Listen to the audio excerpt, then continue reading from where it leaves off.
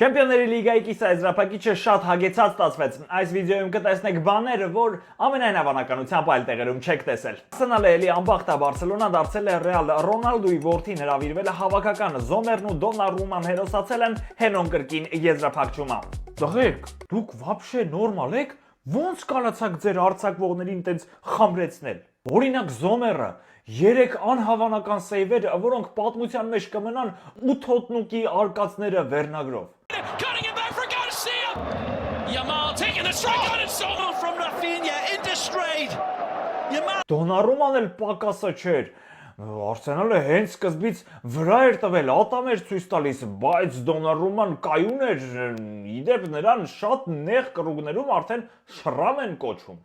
كرة تصل عالية خطيرة والهدف. Բարսայի պարտությունից շատ նեյտրալ երկրպագուներ տխրեցին, որովհետև շատ մի խնդալու իրադարձությունից զուրկ եղանք։ Եթե հաղթեք Չեմպիոնների լիգան, ես մազերս բլանդինկա կներկեմ քո պատվին ու դու կգաս ինձ մոտ շապիկ կնվիրես։ Չնայած Բարսան շատ մոտ էր եզրափակչին, բայց այստեղ խոսեց նրանց փորձի պակասը։ Նրանք շատ շուտ հավատացին հաջողությանն ու թուլացան վերջում։ Չէ՞ տղերք։ Դե իսկ Աչերբի թռիչքի մասին խոսում էր ամբողջ Եվրոպան, թե բա թռչող իտալացին Միլանի ետնախորշերից, իսկ Ֆրատեզին, որը հաղթական գոլը խփեց, ոչ ոք չէր խոսում նրա մասին, որովհետև նա բոլորից առաջ ընկավ ու ասեց այն ինչ պետք էր։ Եթե այդ գոլը չխփեի, ինձ հաստատ տեղում fuck you կանեին։ Բայց ամենահետաքրքիրն այն է, որ Բարսելոնան կամաց վերածվում է Ռեալին։ Խաղից հետո Ֆլիկը բողոքեց մրցավարությունից, ասաց, որ բոլոր 50-50 դրվագները տվեցին Ինտերին, բայց ասաց նաև, որ չի ուզում խորանալ այդ հարցով։ Լապորտան նույնպես մեղադրեց մրցավարներին, իսկ մինչև մեղադրելը մի քանի ամիս առաջ մի խոսքով, նրանց թողնենք հանգիստ եւ ֆիքսենք, որ Հենրիխ Մխիթարյանը երկրորդ անգամ կլինի Չեմպիոնների լիգայի եզրափակչում։ Այս առիթով նա անկեղծացել է մեզ մոտ։ Հանդուգն երիտասարդները ընդհանրապես մեծերին չհարգեցին, դրա համար էլ պատժվեցին։ Նրանք թուլացան եւ մտածում էին, թե արդեն եզրափակչում են, բայց մենք մեծ ենք, բայց շատ ուժեղ ենք, ախպեր։ Համ էլ Գերմանիայում բոլորս էլ ինչ-որ մի հատ գործ ունենք։ Գնալու ենք եզրափակիչը հաղթենք, գործերը անենք ու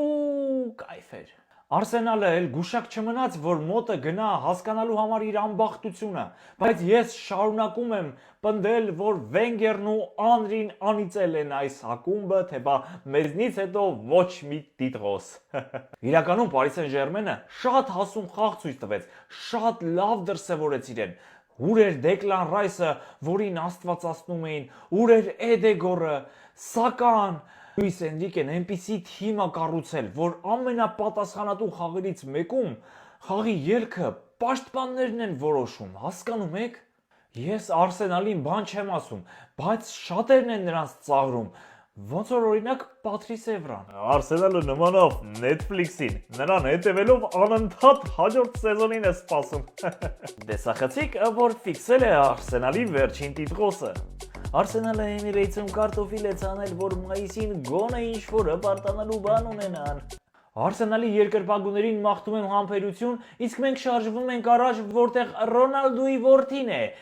հավաքականում։ Քրիշտիանո Ռոնալդոյի որդին հրավիրվել է Պորտուգալիայի հավաքական, բայց մինչև 15 տարեկանների։ Ռոնալդո կրտսերին նկատել են Ալ Նասրի պատանեկան թիմում ու այստեղ Քրիշտիանոն ոչ մի ազդեցություն չի ունեցել, քանի որ նա տեղով մեկ ազդեցություն է։ Ահա թե ինչպես է հպարտ հայրիկը հետևում որդու մարզմանը։